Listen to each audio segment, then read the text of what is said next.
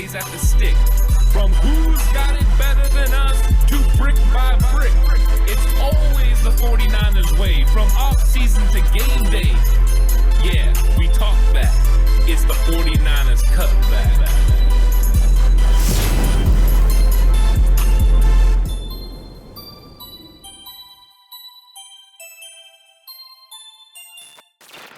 It's 49ers Cutback Podcast time. Now we're talking about the offensive line. Lots of question marks around the offensive line, but Alex, like you said in the pre-show meeting, we need offensive linemen to keep Trey Lance upright. Or other people. Yeah, I like that smart. I like that smart. That's definitely down the line. That's down the road. That's not right now off-season content, because right now with off-season content, you got to focus on your 49ers and players they could re-sign. And on the offensive line, Ant, there's 5 names they could re-sign, but there's also a lingering question about another offensive lineman for this 49ers team who is under contract, but necessarily hasn't made a decision yet. We'll get to him, but let's start with some of these names in the offensive line for the 49ers and guys they may need to be bringing back. And first and foremost, you have a guy who's he's exclusive rights free agent. Only the Niners can deal with him, and that is Colton McKivitz. Colton McKivitz is a guy who was on the roster, went onto the practice squad. We all thought this was a man who's going to make the 53-man roster and was maybe not a lock for it, but was probably in a pretty comfortable spot, barring something crazy happening. And then something crazy did happen. Tom Compton got moved into right tackle from the guard spot and started looking really good at training camp. And we're like, oh, that's interesting, but it's not enough. And then Tom Compton made the active roster. Colton McKivitz didn't make a whole lot of money. As an exclusive rights free agent, he's probably not going to command a whole lot of money. Does this make sense to bring this guy in? This is a guy that they drafted. They had a pretty high grade on. Do you think he's done enough to be brought back into San Francisco? Maybe. I mean, he definitely did his part in Week 18. They couldn't have done it without Colton McKivitz, going in there and manning the left tackle spot. And he gives you flexibility to be able to play guard and tackle. The question is going to be, do you believe this guy can contribute to your football team? You're going to have Justin Skule coming back from injury.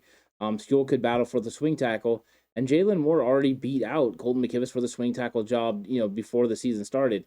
So I think you got some development questions there. But I think they would like to bring Colton McKivitz back. If someone they were really high on when they drafted him in the 5th round, they actually thought he could have been the left tackle if they wouldn't have been able to work out the trade for Trent Williams. Thankfully they were, because Trent Williams has been an absolute monster over there at left tackle. Accurate. So I think that they will negotiate with them. I don't know if they'll decide that. I think it's going to more depend on what the other decisions are that they have to make. Because I think they're going to want to make sure that they're stabilized, but you don't want to also bring back Colton McKivitz if you don't believe that he can make your roster. So I think that they probably will bring him back because they were high on him, but Chris Forster's going to have a big time deciding who comes in and who's going to be playing on this offensive line. And I'm not sure Colton McKivitz is going to be there. I definitely think he's a French guy. It's fair. It's fair. I think his best, opportunity is the best way to put it for him is the fact that you have a situation where he's not going to be eating up a whole heck of a lot of cap space. And so because he's not going to be eating up a whole heck of a lot of cap space, it's a situation where, he's going to be in a good spot. He's going to be in a good spot where maybe this team, if they've seen enough from him, feel like he could be a guy that they bring back into the fold and has an opportunity to still develop. But that's the question is, where's Aaron Banks and where's Jaylon Moore? Because if both of them are developing at the same time, Kyle and John are going to be going in, and John said as much. They need to sit down, talk, figure out the future, which guys need to be back, which guys don't. This is one of those guys. This is one of those guys who's in that position because they did draft 2 other guys this year. You are getting Skule back. With Skule coming back and the 2 guys you drafted, if they feel like their development is much further ahead than Colton McKivitz it may be time to move on from Colton McKivitz and just focus on, the guys you have in-house right now, as well as a couple of guys you could still bring back as well that are guys who have had bigger impacts on the roster already. One of those guys being Daniel Brunskill. We were both under the impression that Daniel Brunskill was going to be an unrestricted free agent. From all news and things that I'm reading, it looks like he may be a restricted free agent, meaning the Niners are going to have an opportunity to match anything that anyone pays for Daniel Brunskill. Would you expect that to be a lot? No. Okay. I don't think there's going to be a heavy market for Daniel Brunskill. I'm not sure there's any team in the league that values Daniel Brunskill as much as the 49ers. Maybe the Rams sign him just so he is not able to block Aaron Donald anymore. Possibly. But I think that Brunskill's value is also going to be determined by another question, and that is Alex Mack. If Alex Mack comes back, then I think Daniel Brunskill's hope of coming back to the 49ers slowly diminishes a little bit, unless they move him to the swing tackle spot, because Daniel Brunskill is very good at that as well. But I think that if Mack was to retire, they might think about putting Brunskill at the center position. They did it in 2020. True. He got some run there, so they could go it that way. Especially if they draft a center in this draft and develop him. It might be 1 year for Daniel Brunskill as he's a bridge for somebody else. But I think they would like to keep some continuity on this offensive line. But we know how Kyle Shanahan values the offensive line. It starts with left tackle, then it goes to right tackle, and then it goes center. And I would like to dispel any rumors. There's people that are going out there saying, maybe Mike Mcglinchey will not be with on this roster next year. 1,000% he will, as he has $10.8 million contract, and every single penny of it would be on dead money. It would all be dead. You would eat the entire contract if you move on from him. You're not going to eat that entire contract. Mike Mcglinchey is going to be playing for the San Francisco 49ers in 2022. And I think you and I both believe there is still a great chance that Mike Mcglinchey could sign an extension this year, and they push some of that money out. So it's not a $10 million hit this year. It gets spaced out over the life of the contract, and you free up even more cap space. Could you free up $4 or $5 million if you do that? Absolutely, you could. So we'll see. We'll see what happens with Mike Mcglinchey. But there is one thing we don't have to see. It is not Mike Mcglinchey getting traded. He is going to be in San Francisco this season. You can pretty much guarantee it. Yeah, 2022, Mike Mcglinchey will be right tackle, probably, maybe right guard. We'll see. I think that's going to depend on who else is stepping up along the way. It depends on the Alex Mack situation as well. Because if Mack decides he's done, he wants to retire, you could see a situation where Mcglinchey goes into right guard. You look at one of the guys you have right now in Jaylon Moore or McKivitz or Skule coming back as potentially being the right tackle next year. Or Tom Compton that you could bring back, and then you move Mcglinchey into right guard. You re-sign Daniel Brunskill, have him play center like you said, and kind of just bridge that year to go. But Tom Compton is another name that you have to talk about because he played extremely well at the right tackle spot. Could he be the option for the Niners at right tackle if something were to happen to Mack and the Niners decided to go with Mcglinchey at the guard spot? Let's say they don't bring back Daniel Brunskill even, and Alex Mack is good to go, and they just decide, you know what, we think our best option is Mike Mcglinchey in at right guard, Tom Compton at right tackle. Could you see that? I would be surprised if they moved Mcglinchey to the inside to guard for Compton at right tackle. I think you would see the inverse. Maybe Compton in at guard. I think Compton would have played a lot better at guard. The way that he struggled on the outside sometimes with some of the power moves and stuff from the edge rushers, they get a little bit more of a head of steam going against you as you're in your kick slide. You give up more ground. A different way of playing. So I think that Tom Compton's best days are probably moved inside playing guard. But, I think Mcglinchey's going to man the right tackle spot now. Barring them going into the draft and drafting a right tackle and then kicking Mcglinchey in, which they definitely could do. They can sit there with a second-round pick, get a really good football player, and turn around and make him the starting right tackle. That is something that could do. And you still don't know what's going to happen because, all signs point to Jimmy Garoppolo being traded. You don't know what that draft pick will look like. Yeah, exactly. You can use some of this draft capital to go pick up another player. I think there's going to be, lots of topics of conversation with this. But I do think Tom Compton put himself in the conversation. Compton made it so you're thinking about, okay, well, we might want to hold on to this guy. Somebody that Kyle Shanahan's real comfortable with. He's been in a bunch of different stops with Kyle Shanahan. And also Chris Forster's worked with him in a couple of locations as well. True. So they're confident in what Tom Compton can do. And he did admirably. I thought he played really well, especially at the end of the football season. Thought he had a couple of struggles in the two ending playoff games, Green Bay and Los Angeles. He struggled a little bit, and that's what the anchor down portion of it, the same thing that Mike Mcglinchey struggles with. So I think this is something the 49ers have to continue to look at, but both of them are good run blockers. Really, that's what the 49ers want to do the most. So both of them would make sense to come back. We know Mcglinchey will. Will Tom Compton come back? I don't know. I think it's a good decision between him and Daniel Brunskill, though, and both of them make the same amount of money. You would think they would choose one or the other unless Brunskill moves to the swing tackle spot. I think Daniel Brunskill could beat out Justin Skule for the swing tackle spot. I do agree with you on that. I still believe that is something that could be the case. I think you and I both understand and agree that Daniel Brunskill is probably the cheaper option of the two between him and Tom Compton in terms of the salary and things of that nature. With Brunskill being a kind of a restricted free agent and not having as many years of experience in the NFL under his belt as Tom Compton does, he's going to be still treated in that that category of being a guy who can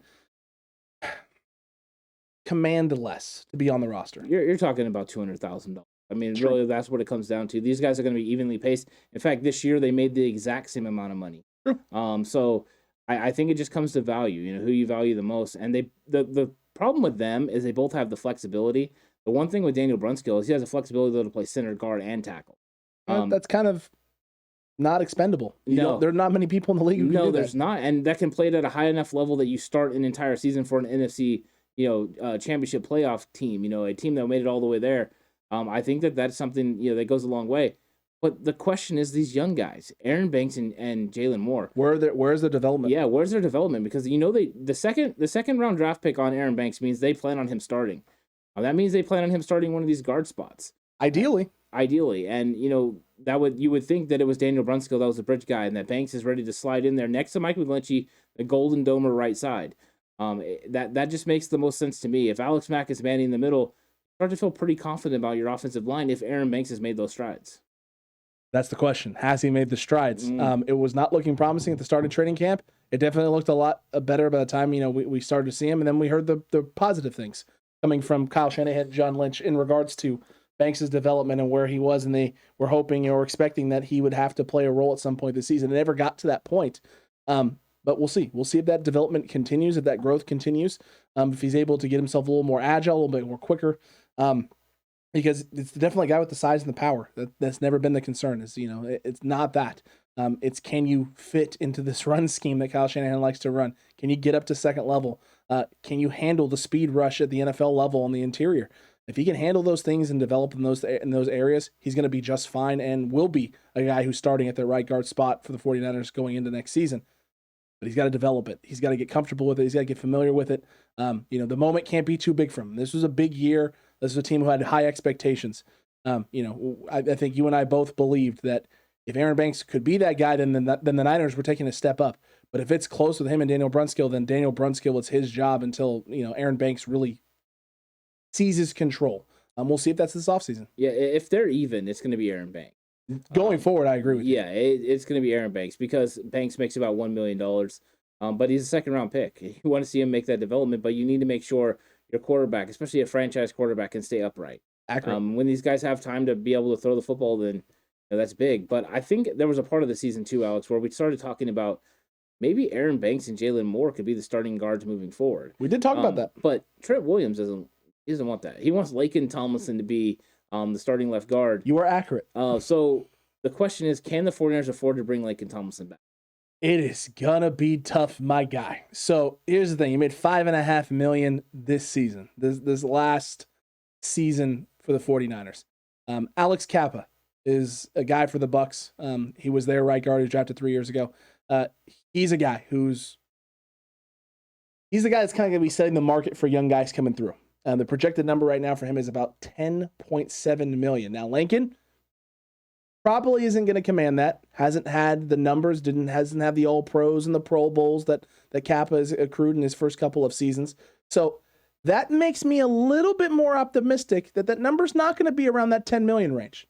The question is, where does it actually fall, Ant? Is it going to fall in that $8 million, $9 million range? So, yeah. I think it would be as well.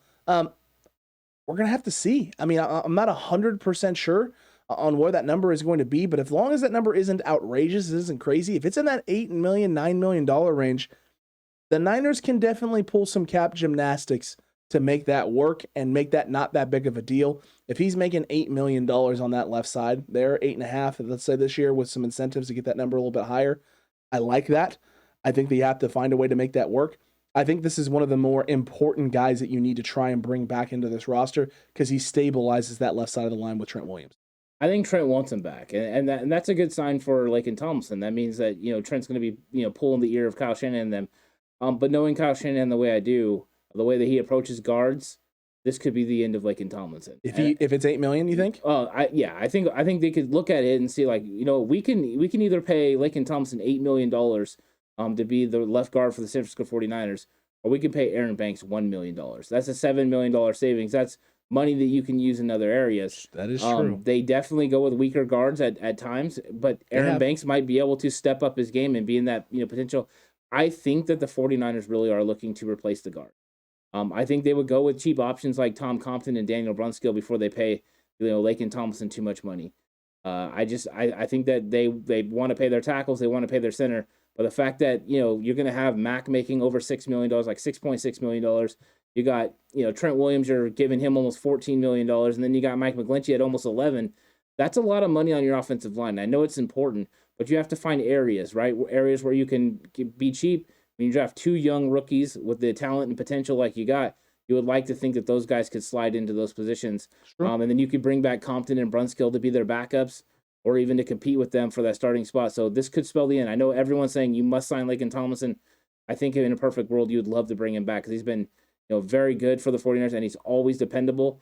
But I think this might be the time you move on. If it's $7.5 million, do you move on from Laken Tomlinson? I'm moving on from. I think anything that's over the $6 million he made right now, I'm moving on from. Okay, fair enough. We're going to see if that's going to be the case. I don't think any of us feel that Drake Brendel is probably going to be a guy that the Niners are going to be bringing back going forward for the 49ers. Do you think they would bring him back in? Yeah, why not? He is a restricted free agent, so he's not going to command a lot of money. The reason Jake Brendel makes sense is because you have questions about Alex Mack. Correct. If Mack comes back, you could roll with Brendel as his backup again. It's true. They did before was put Brendel on the practice squad. Eventually, he got elevated. But I think that interior offensive linemen that don't make very much money, especially veterans, are guys that they can bring back. But when you're paying a left tackle, what you're paying a left tackle, your right tackle, what you're paying a right tackle, and then the center, look at the value. What do we talk about? They're paying Trent Williams $14 million. What does Kyle Shanahan value the most? Left tackle. Right tackle after that, $10.8 million. Boom. Center, $6.6 million. There's your value. They don't value guards that much. I think they would value a backup center at the league minimum, which that's what he made. True. So I think you might see them go cheap. I know it's not a popular opinion.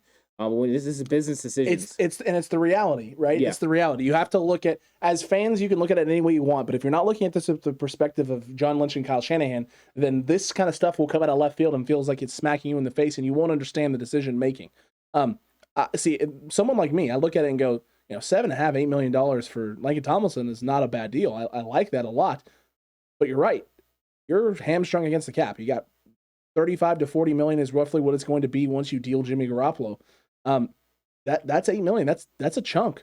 That's a chunker. That's almost a third of that money for one guy at a position that, like you just talked about, isn't very highly valued.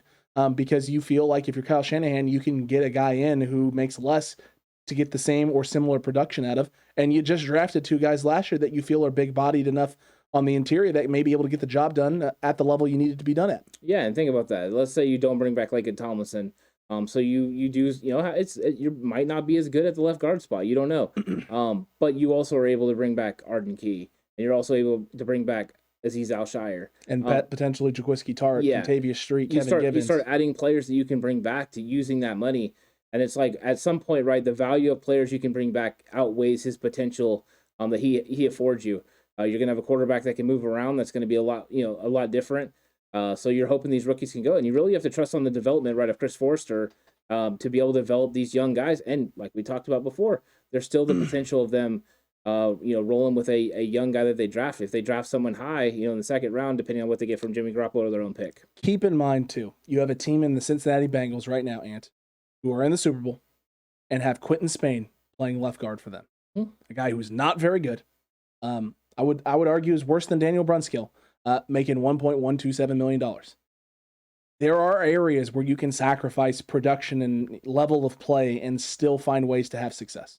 Yeah, it's not in a perfect world, right? You want all the best players at all the positions. You get the best left guard, you get the best right guard, you get the best you get the best O-line that you can put on paper. Your quarterback never gets touched. You rush for 4,000 yards in a season, and everyone is the happiest person in the world. This is when you count on your scouting and your development. Correct. Scouting to go ahead and get the right players like Moore and Banks, and for Chris Forster to go out there and develop them.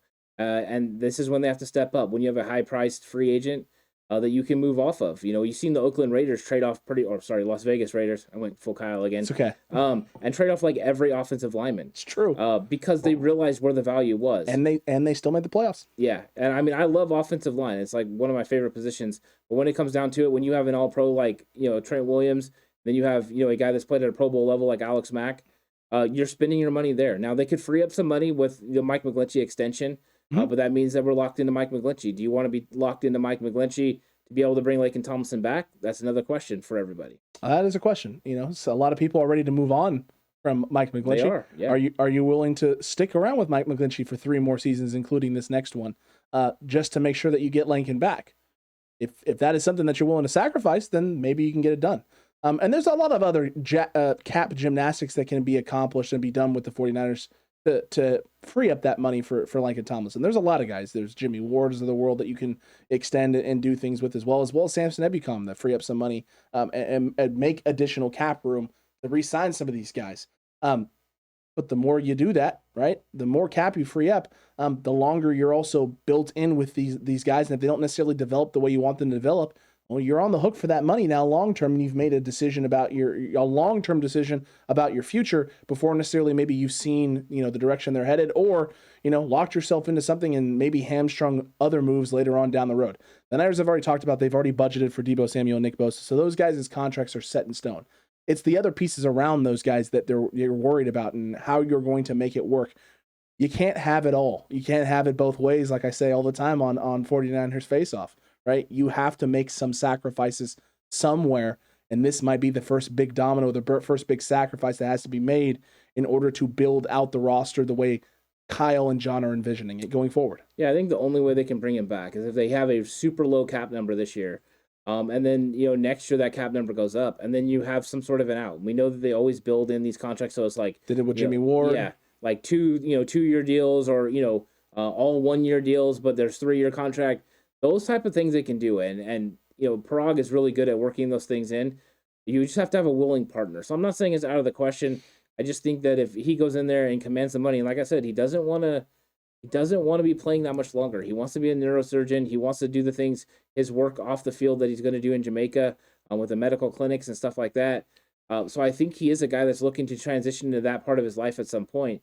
So you wonder how much money he's going to want to get out of this, and is he willing, to work with the 49ers? I think he has. He's proven before he was. That's why he's got a voidable year right now. He would normally be under contract, but he worked with the 49ers. So it's not out of the question, but I think this is the first time and the first one that we've gotten to where it's like, oh, he might be gone. This guy might not be on the roster next. It is going to be very interesting, Ant, to say the least. The least about this is going to be interesting to see what happens with Laken and what decisions get made with this O-line. But Cutback crew, let us know what you think needs to happen. Is Laken, are you not on the Ant boat at all? Like what this man is saying over here, just no, under no circumstances, you have to bring Laken Tomlinson back. Or are you in a different boat? Are you in a different camp? They need to trade Mike Mcglinchey and just eat the $10 million, right? They need to go a different direction. We want to hear from you. No matter how outlandish or how crazy it is, we don't care. Let's have the conversations down below right now about this 49ers offensive line and what you think the 49ers front office needs to be doing. And while you're down there commenting away on that, don't forget to like. Don't forget to subscribe if you haven't already. If you want more of laughing and breaking at the ridiculous scenarios that I am throwing out, because you may be sitting there going, that is absolutely ridiculous, Alex. And you know what? You wouldn't be wrong. Ant's not wrong for laughing, but I have seen people talking about it. That's why so it is out there in the ether. It is out there in the ether. And these aren't like nobody people who don't know the 49ers talking about this. These are people who cover the 49ers, who understand the 49ers. Well, understand the 49ers and are supposed to have been following this team and understanding the position they're currently in. Yeah. Makes me question. It doesn't make me question my life choices, but it definitely makes me question theirs. Some of the cap stuff makes me laugh. They'll want to cut a guy or trade a guy for like a $2 million cap savings. And it's like, that's going to do nothing for you. That $2 million is going to do nothing for you now. We're not the Saints. We're not $80 million in the hole and $2 million with not a lot of flexibility in other places. Like, oh my God, that's a chunk right there, baby. Let's go. You got to make sure the juice is worth the squeeze. And so, there's going to be some interesting cap things. I would love to have Laken Tomlinson back. I just don't know if it's in the cards. Let's see if the 49ers can work it out. Let's see if Parag and them can work out their magic again. They were able to do it in 2021 and bring a lot of guys back. I would be very thankful if they can.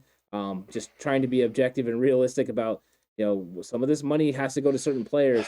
And I think there's areas that Kyle Shanahan would like to improve other places beyond left guard. I agree with you on that. There are a lot of places that Kyle would like to improve, and there are areas that I just want to improve. I know fans keep talking about O-line cornerbacks, and those are all important. They are important to this team. I don't know if those are necessarily the top priorities going into this offseason. I've heard a lot of complaints. I can't wait till we get to the DB one, by the way, and corners. I've heard a lot of complaints this week about the 49ers if they just had a big-time corner. They wouldn't have won in the NFC Championship game because they couldn't stop Cooper Kupp. They held the Rams to 20 points. 20 points is enough. You should be able to win a football game. They held the Rams another time in Week 10 to 10 points.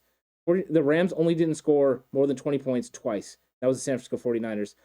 This defense played at a high level all season long, especially towards the end of the season.